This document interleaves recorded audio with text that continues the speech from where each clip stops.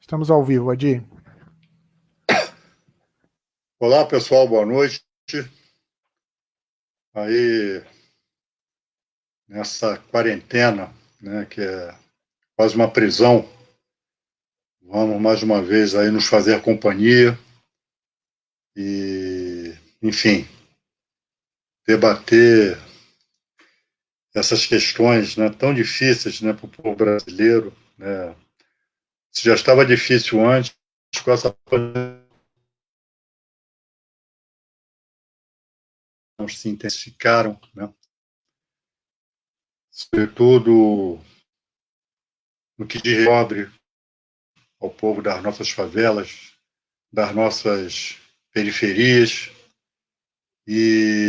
Mas esse é um momento, eu sempre tenho dito isso, desde que essa pandemia começou, é um momento que a gente não deve esgotá-lo só tratando, né, de coronavírus. Senão a gente sucumbe também, né? Eu acho que nós temos que aproveitar esse momento, né, sobretudo nós que estamos em quarentena, que estamos confinados, para começar a refletir sobre que mundo vai emergir depois dessa pandemia, né? Qual é o desenho? Vai tudo permanecer como antes? Pior, temos condições de radicalizar na luta, né? E criar um quadro melhor para as forças progressistas, para o povo, enfim.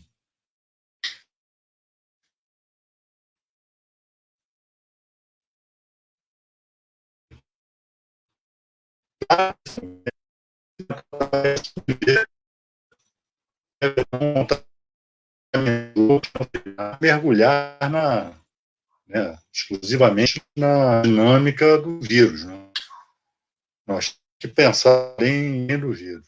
Então, eu sei que é algo um tanto pretensioso, mas acho que juntos conseguimos, né, vislumbrar caminhos, né, abrir clareiras, né, nesse momento escuras aqui no Brasil. Mas, antes de mais nada, eu peço a você que diga como é que está o áudio, como é que está o vídeo. Antes de nós entrarmos aqui, nós tivemos um pequeno problema técnico, eu quero saber se está resolvido, então nos digam, né, se som e áudio e vídeo, né, estão chegando bem, estão chegando com nitidez. Quero também que você me diga de onde você está falando, de que cidade, se for aqui do Rio de Janeiro, qual é o bairro, né? Vamos compartilhar, curtir, comentar,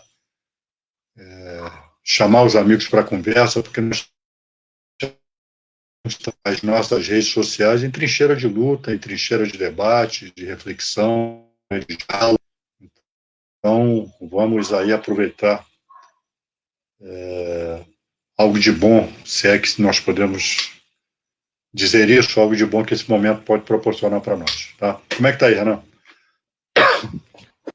Adi, o seu áudio deu uma picotada no meio, mas agora está melhor. Vamos ver se mantém aqui. Mas tem bastante gente. Eu estou colocando na tela aqui alguns dos comentários. A companheira Larissa Massoni pede para você mandar um salve para a galera da Juventude do PT de Planalto. Um abração aí para a Juventude do PT do Planalto, forte abraço, cuidem-se e lutem. Está aqui também a Zélia Espíndola de Tubarão, Santa Catarina. Da Carolina do Sul, nos Estados Unidos, o Cláudio Bernardo. Aqui da Vila Isabel, Marcelo Oiticica. De Chicago, a Maria Chique. A Maria Gama, aqui do Rio de Janeiro. De Caxias do Sul também, a Ione Navegantes. Aqui já tem gente pedindo aqui, você vai falar disso daqui a pouco, Adi? Admissão para caçar o registro do Partido dos Trabalhadores, né? A gente vai falar um pouquinho disso daqui a pouco. Aí mais gente perguntando sobre isso aqui, que história é essa de tirar o PT, de acabar com o partido? O pessoal preocupado com essa situação. Então tem mais gente colocando aqui. Vila Velha, no Espírito Santo, Goiânia,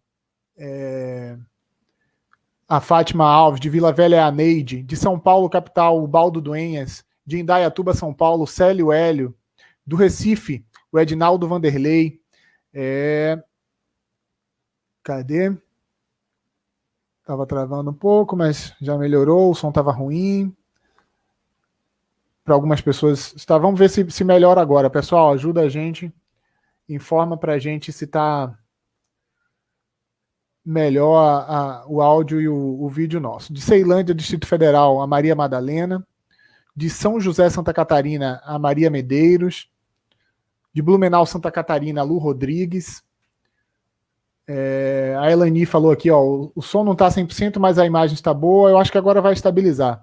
O Célio Hélio também comentando aqui, de Garopaba, Santa Catarina, Ana Gonçalves, São Leopoldo, Rio Grande do Sul, Alda Cercato, Francisco Beltrão, no Paraná, é o Anildo Souza que acompanha a gente de lá.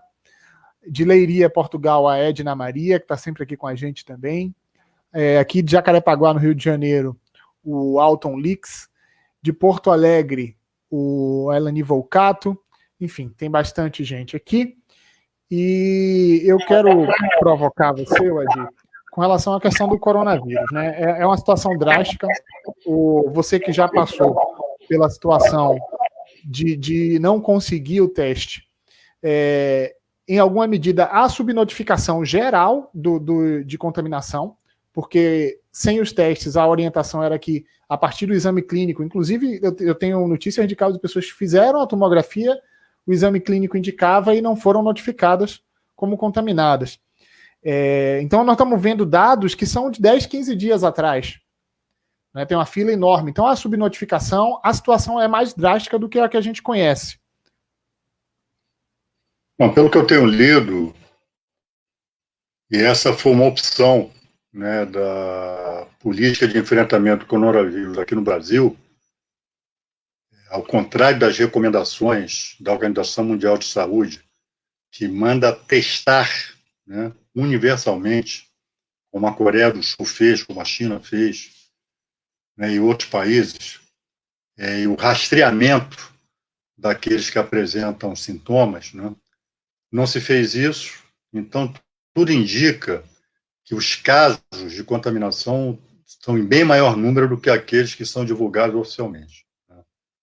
Há um número vultoso aí de subnotificações, ou seja, casos não... pessoas que precisam fazer o teste, mas não têm acesso, né? Então, aqui no Brasil, você tem que estar quase morrendo. Ou é celebridade, ou tem que estar quase morrendo para poder fazer o teste. Então, isso ainda vai, né, e ao que parece, os próximos dias em todo o mundo, e particularmente aqui no Brasil, particularmente Rio, São Paulo, Distrito Federal e Ceará, as 2 próximas semanas serão semanas difíceis, né, em que haverá, de fato, uma grande incidência aí da doença, né, sobretudo sobre os estratos mais pobres da população. Isso é preocupante, isso mostra que nós não temos, que esse governo é um governo criminoso, né? Esse governo vai ter que prestar contas, né? Não é só para a história, não, vai ter que prestar contas para os tribunais do que fez, sobretudo o que deixou de fazer, né, no enfrentamento dessa pandemia aqui em nosso país, mas enfim, vamos ver o que vai acontecer no próximo dia. Mas o Brasil ainda está muito aquém daquilo que se poderia esperar se liderança houvesse, se responsabilidade pública houvesse, para enfrentar essa pandemia. E aí, Renan? Então temos aqui São José do Cedro, Santa Catarina, a Marinês, Alba. De Pelotas, o Dorval Miranda. São Gabriel, Rio Grande do Sul, dizendo que som e imagem estão ótimos, a Mary Catarina. Parece que melhorou aqui, muita gente falou que o som e o áudio melhoraram, ou o som e o vídeo melhoraram. De Garopaba, Santa Catarina, Olga. De Natal, Rio Grande do Norte, o Oswaldo Vieira. O Cláudio Mello aqui, ó. Leia aí, o Edi, mandou uma mensagem aí para você. Fala, Cláudio, um abração para você. Estou bem, eu não tenho mais sintomas, enfim, estou preparado para a guerra. Um abração para você, companheiro. Muita gente, Adi, são muitas perguntas. Eu acho até que eu vou já começar por esse tema, porque é muita gente preocupada. Tá vendo aí a Leida Cortez pedindo um norte, o Paulo Elô também falando sobre a cassação, né? Enfim, muita gente preocupada com esse acolhimento aí. Você explica para nós o que é que aconteceu e quais são os próximos passos dessa luta, porque, ao que tudo indica, o golpe desses caras é exterminar com o PT e com os petistas, né? Eles não param de tentar, né? O que aconteceu foi o seguinte, pessoal: o vice-procurador-geral eleitoral ingressou no TSE, no Tribunal Superior Eleitoral, com um pedido de cassação do registro do PT. E assim como vocês, eu sei pelo noticiário, tá? Eu não vi a peça. Ao que parece, a alegação é de que o PT teria recebido recursos ilícitos do exterior. A mesma tese na década de 40 para caçar o Partidão, para caçar o PCB. Na época disseram que o PCB recebia recursos da União Soviética, né? E agora, não sei se estão dizendo que Venezuela deu recursos, enfim, eu não vi a peça, mas é a mesma coisa esdrúxula, macartista, fascista, morista, né? No sentido de, já que não conseguem nos caçar pelas urnas, dão golpe, etc., mas o PT tem permanecido firme e forte no cenário eleitoral, agora vem com essa história de caçar o registro. Caberá a quem defende a democracia, não só os petistas. Essa é uma questão que extrapola o âmbito de interesse do PT. Todo o campo da esquerda, e não só todo o campo da esquerda, todos aqueles que se reivindicam democratas, ainda que não sejam de esquerda, têm que se insurgir contra isso. Isso é uma denúncia absurda, né? O Ministério Público tem tanto o que fazer, não faz nada. O que o Ministério Público está fazendo em relação a essa pandemia? Qual tem sido o papel do Ministério Público, né, em enfrentar Bolsonaro, que insiste em desrespeitar diretrizes internacionais para o enfrentamento da pandemia? O que o Ministério Público tem feito? Eu vou responder a vocês: nada. Rigorosamente nada. E agora, com falta do que fazer, tendo tanto o que fazer, resolve vir com essa palhaçada desse procurador, né? Com esse pedido absolutamente esdrúxulo, ilegal, sem qualquer amparo em questões de fato ou de direito, caçar o registro do PT. Então, quem tem que se mobilizar para isso, contra isso, são aqueles que defendem a democracia. E, repito, isso não é só papel de petista, não, mas é papel dos petistas também, né? Nós não podemos aceitar ficar de braços cruzados que se cometa mais esse crime, mais esse atentado contra a democracia. Porque tentar caçar o registro do PT com base em nada, com base em frivolidades, com base em mentiras, com base em questões que não estão provadas, demonstradas, né, significa um claríssimo atentado ao processo democrático. E nós não podemos aceitar isso. Não vamos aceitar e vamos nos organizar e nos mobilizar contra isso.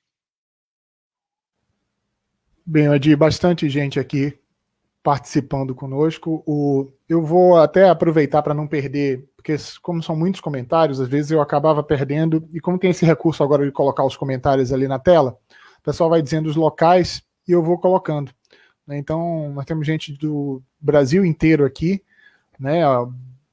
Boiçucanga, de São Sebastião, mas tem gente também que está em Paris, tem gente que está em Laje, na Bahia, gente que está em Bananal, a Célia Ribeiro, a Dalila Bulhões, que é de Laje, a Lídia Mejdalani, que é daqui do Rio de Janeiro também, aqui presente, ela que está sempre com a gente. Enfim. O Adi, a gente tem passado por algumas situações, como essa de cassação, não é de agora, essa questão do golpe, mas você já manifestou, e eu queria que hoje você confirmasse, porque na última semana, presidenciáveis, partidos assinaram um documento com a exigência de que o Bolsonaro renunciasse, depois apresentaram a queixa-crime. Você que sempre teve uma voz jurídica no debate do golpe com relação à impropriedade do impeachment contra a presidente Dilma, ou seja, configurou-se realmente como um golpe, mas hoje é diferente com relação a Bolsonaro. Bolsonaro traz nas costas um sem número de crimes de responsabilidade. Né? Quais os passos que você acha que essa luta deve tomar daqui para frente? Porque eu não sei se é o impeachment necessariamente, mas quais são as possibilidades de luta jurídico-políticas que você enxerga e que você acredita que sejam o caminho? Olha, eu acho que essa consigna, essa parada de ordem, fora Bolsonaro, ela serve, pelo menos provisoriamente, para esse momento. Né? O Bolsonaro perdeu muito apoio. Não nos iludamos, esses panelaços, né, que tem acontecido, sobretudo nos estratos de classe média. Esses batedores de panela hoje, né, batiam panela contra Dilma na época do impeachment, bateram panela pró-Bolsonaro, né, ajudaram, votaram e ajudaram a eleger Bolsonaro. E hoje estão no campo de oposição ao Bolsonaro. Então, Bolsonaro começa a perder uma base importante de apoio. Né? Quando eu digo que estão abandonando Bolsonaro, não estou querendo dizer que vieram para o PT. Né? Mas o antipetismo não é mais suficiente à luz da política, da condução desastrosa de Bolsonaro em relação à pandemia. Eles agora estão no campo de oposição a Bolsonaro. Então, essa palavra de ordem, né, fora Bolsonaro, ela serve, nesse primeiro momento, para expressar isso. Esse crescente grau de insatisfação com o Bolsonaro, a percepção cada vez maior de que ele não tem qualificação para governar o Brasil, trata-se de um bufão, de um criminoso, de um desclassificado, de um desqualificado, de um incompetente, um inepto. Ele não serve para governar o Brasil. E essa percepção ela está aumentando. Agora, não vai dar para ficar eternamente só com fora Bolsonaro. Fora Bolsonaro tem que estar incorporado em alguma coisa. A renúncia é um ato de vontade dele. Exige que você renuncie. Ele pode dar uma banana, como ele tem dado aí para o jornalista. Eu não vou renunciar. A não ser que se criem condições, né, em que ele acuado se veja perca apoio militar, enfim. Se cria uma situação tal em que ele se veja obrigado a renunciar. Eu, pelo menos no primeiro momento, não estou vendo muita nitidez nessa possibilidade. O problema do impeachment, né, condições objetivas para o impeachment já estão mais que colocadas. Tecnicamente, Bolsonaro praticou já uma série de crimes de responsabilidade, crime comum, sobretudo depois da pandemia. Ele já infringiu aí diversos artigos do Código Penal, lei de responsabilidade, então, a lei que trata dos crimes de responsabilidade, ele já violou não sei quantos dispositivos, enfim. Mas a questão são as condições subjetivas, as condições políticas para que nós tenhamos o impeachment, né? Congresso Nacional, Movimento Popular. E o outro problema é que o impeachment ele não coloca o processo político nas mãos do povo. Né? O impeachment vai significar Mourão assumir. Há quem, inclusive, no nosso campo, no campo de esquerda progressista, quem ache uma solução menos pior. O governador Flávio Dino, por esses dias, defendeu expressamente, né, que Mourão terminasse o governo de Bolsonaro, seria menos pior. É uma posição, né, sobre a qual nós temos que nos debruçar. Não é exatamente a minha, né, não é exatamente algo que... Mas, enfim, mas é é uma posição que merece ser debatida. Óbvio que o quadro, né, esse quadro, por isso que eu insisto muito em que nós temos que começar a debater o pós-pandemia. Né? O movimento popular não vai poder ficar de braços cruzados quando isso passar, né? E deixar que as políticas neoliberais continuem se afirmando. As políticas neoliberais, elas resultaram um mais rotundo fracasso, né, a partir dessa pandemia. Nós estamos vendo aí o desmonte dos serviços públicos, o desmonte dos serviços de saúde em todo o mundo, né, no que está dando. O enfraquecimento do SUS aqui no Brasil, no que está dando. Então, se criar uma situação, né, de avanço popular, né, de radicalização da democracia, radicalização insurrecional da democracia, nós talvez tenhamos a condição de, juntamente com o impeachment, impor a antecipação de eleições gerais. Né? Impor ao Congresso Nacional a antecipação de eleições gerais. Esse, do meu ponto de vista, seria o quadro ideal. Que eu repito, o impeachment é o que nós temos à mão.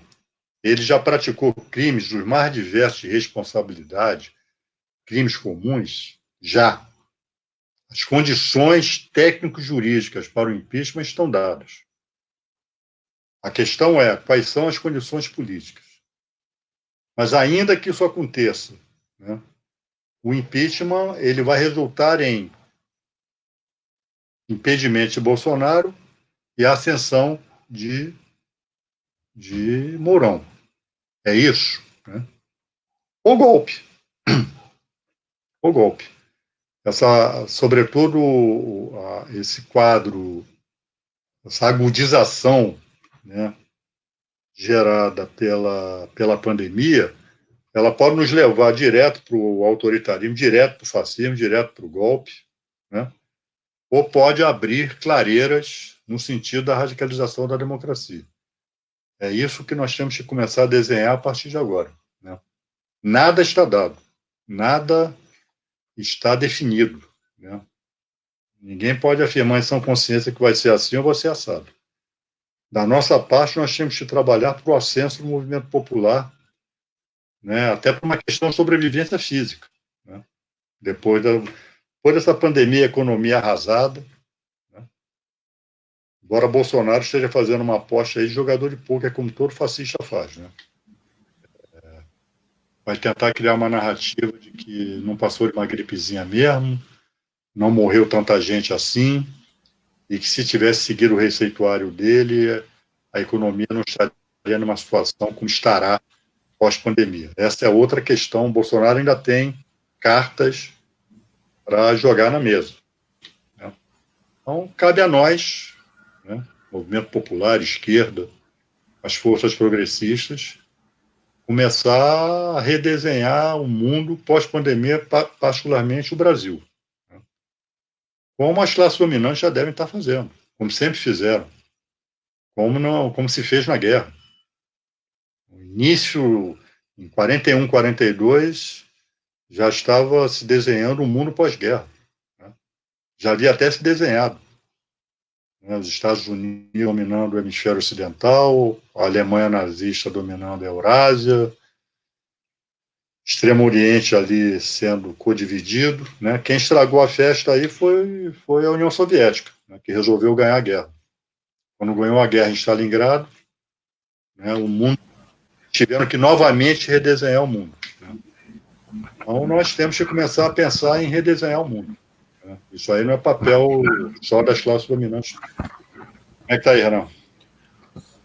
O Adi, no finalzinho deu uma falhada, mas eu acho que agora já está recuperando. Pelo menos a sua imagem está boa, indica que não vai ter problema com áudio. O pessoal está fazendo muitos comentários, muitas ponderações, né? Algumas pessoas, na média, estão aqui questionando se é novas eleições, o risco do Mourão, etc. Deixa eu ver se tem mais alguém aqui de alguma outra localidade que a gente não... Tá aqui o Rodrigo Martins, ele que é da Praça Seca, bancário. Um abraço, Rodrigo. Tem aqui uma coisa que eu acho que vale a pena comentar, Adi. A Rosa Marques está colocando aqui o Paga Logo Bolsonaro, que já foi aprovada a medida emergencial, e logo em seguida eu vou tratar de outro assunto que tem a ver com as medidas do governo com relação à crise do coronavírus, mas não há previsão de antecipação, eles estão apontando muito para frente o pagamento do benefício para aquelas pessoas que já estão necessitando dos recursos. Essa é a opção no Brasil, né? O governo Bolsonaro adia, protela, tudo aquilo que pode favorecer aos trabalhadores, esse governo sabota, né? No meu caso. Então já passou do tempo de Congresso Nacional tomar uma medida contra Bolsonaro em relação a isso. O auxílio o benefício já foi aprovado, quer dizer, as pessoas estão precisando, né? Mas, no entanto, Bolsonaro só adota medidas que favoreçam empresas, favoreçam o poder econômico, né? Tem uma face genocida aí nessa condução da política aí em relação à pandemia, sem sombra de dúvida. Vamos lá. O governo editou a medida provisória 928, né, e ela afeta diretamente a classe trabalhadora. Queria que você, como advogado trabalhista, comentasse um pouco como essa medida provisória afeta, qual é a constitucionalidade dela, enfim. Como a gente deve se organizar para enfrentar esse período que é de confinamento, mas em que muitas pessoas vão ter atingido os seus direitos trabalhistas. Ele editou seguidamente, no dia seguinte, duas medidas provisórias, a MP 927 e a 928. A 927 é aquela que o artigo 18 falava em suspensão do contrato de trabalho, sem pagamento de salário, enfim. Como houve uma grita geral, né, até lideranças de direita, lideranças liberais colocaram contra, mídia, etc., ele recuou e tirou o artigo 18 e reeditou com o número 928, né, essa medida provisória. Só que, se nós formos ver, né, eu não vou aqui comentar detalhadamente a medida, não tem tempo para isso, enfim. Isso pode ser até objeto depois de um outro. Mas seria bom alertar em relação à revogação do artigo 18. O que era o artigo 18? Que falava em suspensão dos contratos de trabalho sem pagamento de salário. O artigo 2º mantido, né, que foi mantido na MP 928, fala o seguinte: durante o estado de calamidade pública, a que se refere o artigo 1º, o empregado e o empregador poderão celebrar acordo individual escrito a fim de garantir a permanência do vínculo empregatício, que terá preponderância sobre os demais instrumentos normativos, legais e negociais, respeitados os limites estabelecidos na Constituição.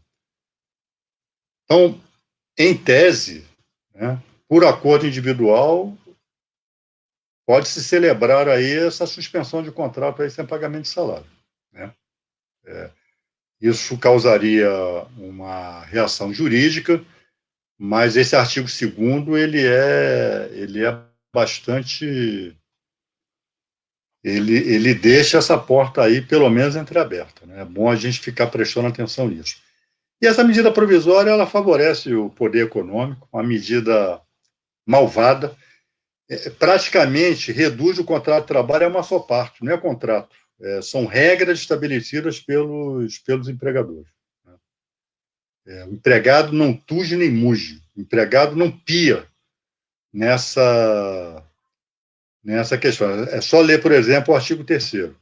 Para enfrentamento dos efeitos econômicos decorrentes do estado de calamidade pública e para a preservação do emprego e da renda, poderão ser adotadas pelos empregadores, dentre outras, as seguintes medidas. Pelos empregadores, então não é negociado, não.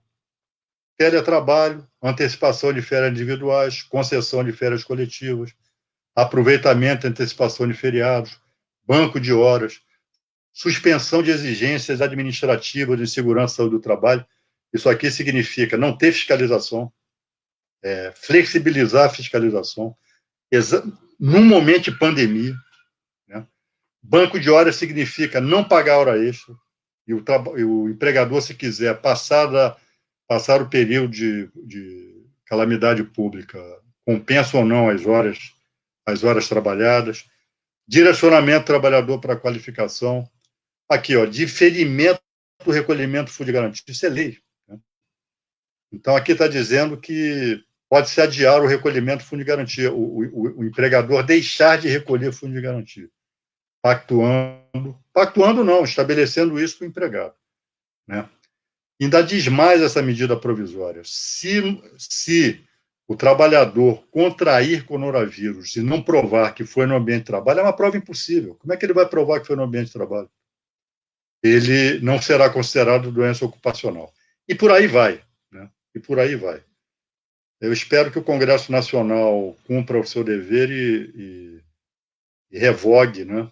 E não aprove essa medida provisória. Essa é a pá de cal, né? É o caixão após a reforma trabalhista.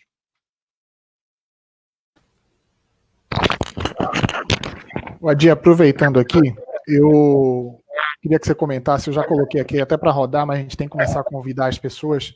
Segunda-feira a gente vai ter uma conversa com o Alexandre Padilha, que é ex-ministro da Saúde da presidenta Dilma, médico infectologista, então sabe tudo sobre essa crise que a gente está passando, e vai ser importante a participação de todo mundo. Será segunda-feira, às 17 horas. Faz um convite aí para o pessoal. Olha, pessoal, o deputado Padilha, prezado amigo, né, hoje deputado federal, foi um grande ministro da Saúde.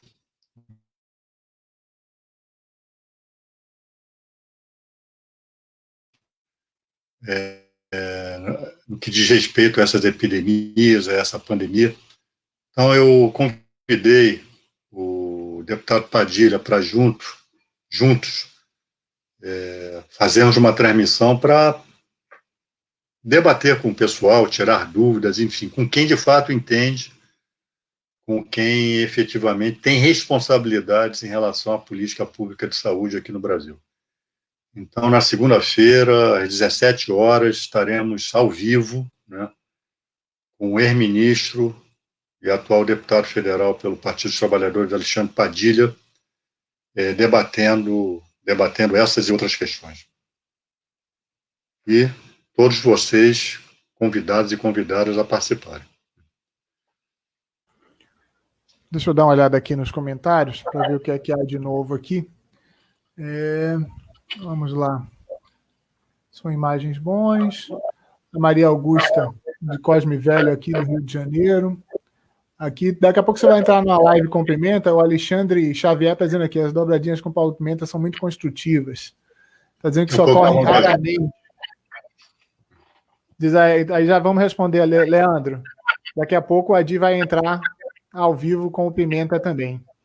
O que mais a gente tem aqui? O Adi, acho que vale a pena comentar. Você deve ter visto. Foi publicado também no GGN a questão do Braga Neto como presidente operacional. Você conseguiu apurar alguma coisa? O que é que você acha dessa? Sei pelo noticiário, mas isso mostra, não é?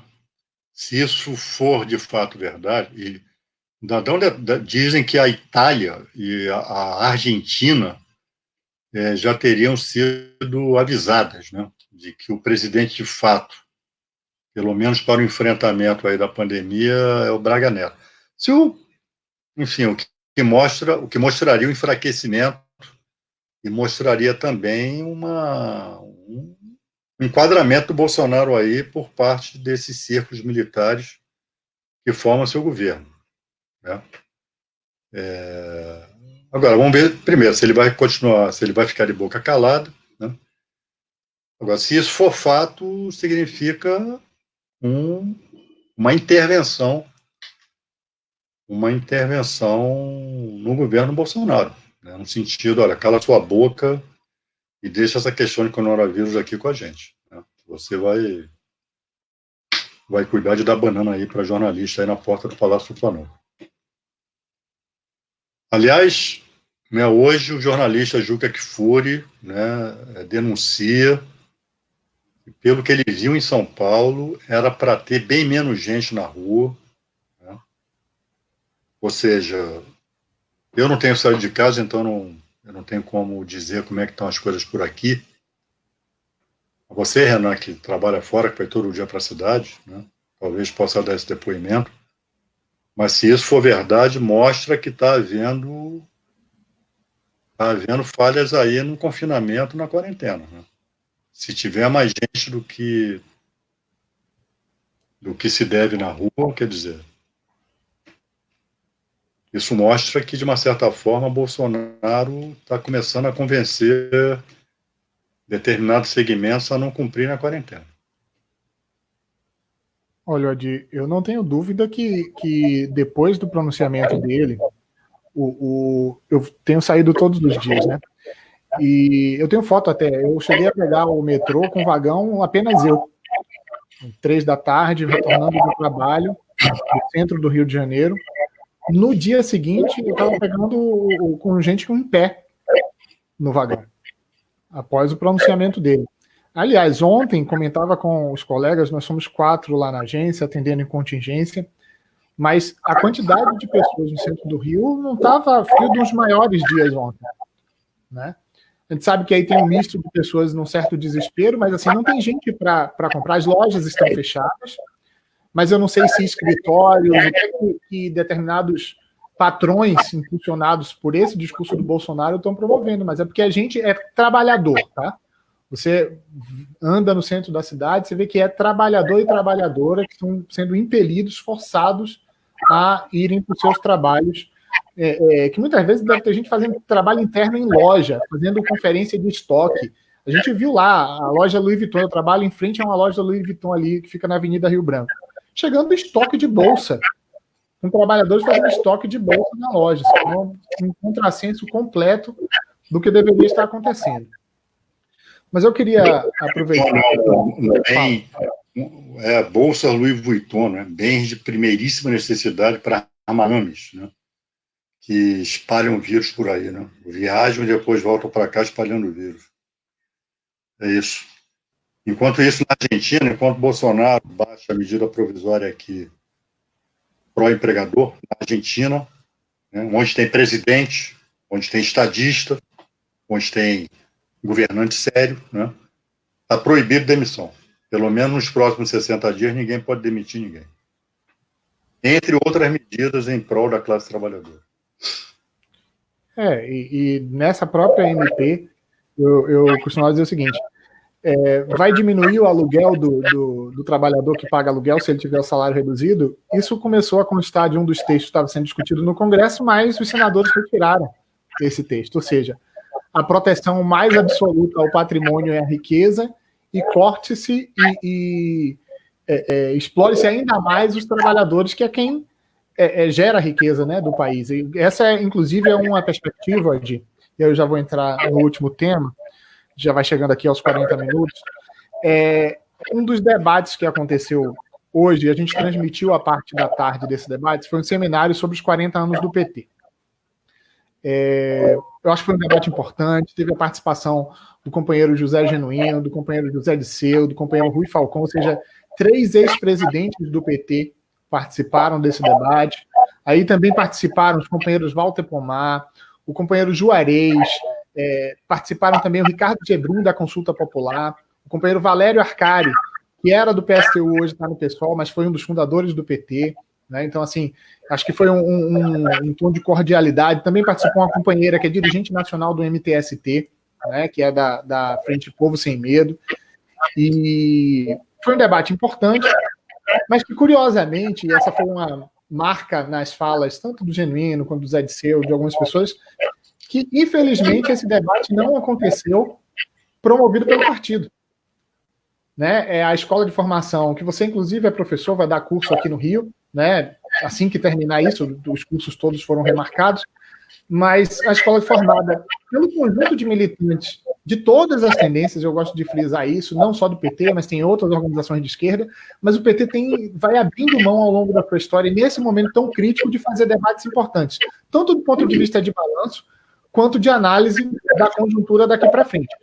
Isso não tira a importância do partido, ainda é a principal ferramenta de luta da classe trabalhadora e foi reconhecido amplamente no debate. Não sei se você conseguiu acompanhar de todos, queria que você comentasse um pouquinho. Olha, eu assisti parte, até porque houve problemas técnicos também, né? Houve um momento em que praticamente não se conseguiu mais ouvir, enfim. Mas eu assisti alguns e foi... E ainda que não todos, mas essa amostragem já deixa perceber que foi um seminário de alta qualidade em termos de debate. Há uma série de questões aí que estão atrasadas em termos da atualização da nossa agenda, sobretudo do PT, né? Agora, que a pandemia tornou urgente, eu vou transformar isso num mantra. Nós temos que construir um programa, um roteiro, um plano de ação, um plano programático pós-pandemia. Nós temos que começar a pensar no mundo e no Brasil pós-pandemia. E isso inclui o PT. Isso inclui o papel do PT. Né? Logo, o PT que hoje corre o risco aí de ser riscado do mapa. Acho pouco provável. Mas, enfim, as classes dominantes não brincam quando se trata de coisa séria. Nós temos que tratar de aquecimento global. Nós temos que tratar de meio ambiente. Nós temos que tratar da possibilidade de guerra nuclear. Que isso não está mais nas manchetes dos jornais como na época da Guerra Fria, mas isso está na ordem do dia. Todos aqueles tratados do passado entre a União Soviética e Estados Unidos estão sendo denunciados. Praticamente nós não temos mais tratados de contenção de armas nucleares. Enfim, há uma série de questões que nós temos que discutir, as formas partidárias, as formas de organização sindical, enfim, pessoal, tarefa que não nos falta, né? E do meu ponto de vista, nós temos que sair do mero trabalho de resistência, que também ainda deixa muito a desejar, para a ofensiva. E repito, a pandemia pode nos dar um caminho para isso, porque a pandemia está significando a falência das políticas neoliberais. Agora, elas não vão deixar de vigorar só por isso, né? Se não houver movimento popular, se o povo não tomar para si as rédeas do processo político, né, nós talvez vamos para o outro lado. Isso também pode nos levar para a consolidação do autoritarismo aqui no Brasil e em outras partes do mundo. Essa foi uma das tônicas, né? O Breno Altman colocou muito claramente assim: não há romantismo nessas possibilidades e nessas oportunidades que essa crise coloca. Ela pode tanto significar um avanço nosso do campo progressista, como pode significar um recrudescimento dessas políticas antipovo e exploratórias. Né? Eu estou dizendo, concordo plenamente com o Altman. Plenamente. Então, não assisti essa parte do pronunciamento dele, mas assino embaixo. Cabe a nós entender, porque ele inclusive cita, porque ele citou um livro que... Não, foi o Juarez que citou o livro. Por que 2008 não acabou com o neoliberalismo? Porque muita gente achava que após aquela crise de 2008, que as pessoas iriam rever as dinâmicas. As entranhas do sistema foram mostradas e estão sendo mostradas mais uma vez, né? O Adi, vindo aqui para finalizar, um pedido... Tem que colocar outra coisa no lugar. Não basta ser só contra políticas neoliberais. Nós temos que estabelecer as nossas políticas, política econômica, política política ambiental, né? E por aí vai. Esse foi um debate também, tá, Adi, essa questão do neoliberalismo, porque para não ter uma confusão, porque o neoliberalismo é uma etapa do capitalismo. Então, a perspectiva de combater o capitalismo e de propor um sistema socialista, democrático, com uma outra ordem, onde a sociedade se organiza de uma outra forma em prol da vida, da solidariedade, essa é uma das nossas tarefas, né? Ó, o João Ricardo Dornelles está aqui, participando aqui com a gente. Eu quero só fazer a leitura de um comentário aqui. Eu tenho um companheiro que ele pede para você comentar as eleições do Rio. Eu acho que não é o momento agora, porque a gente primeiro tem um ataque à existência do PT. Então vamos fazer primeiro essa resistência. As eleições, as datas das eleições municipais estão, em alguma medida, no telhado por conta da crise, ou como será o processo eleitoral. Mas eu estou tendo uma ideia e quero lançar aqui para você, Adi. Além da conversa que nós vamos ter com o Alexandre Padilha na segunda-feira, eu estou agendando com o companheiro Rodrigo, que hoje é secretário municipal de saúde de Niterói, tem feito ações com relação a essa pandemia, a proteção da população de Niterói é exemplar, tem sido destaque no Brasil inteiro.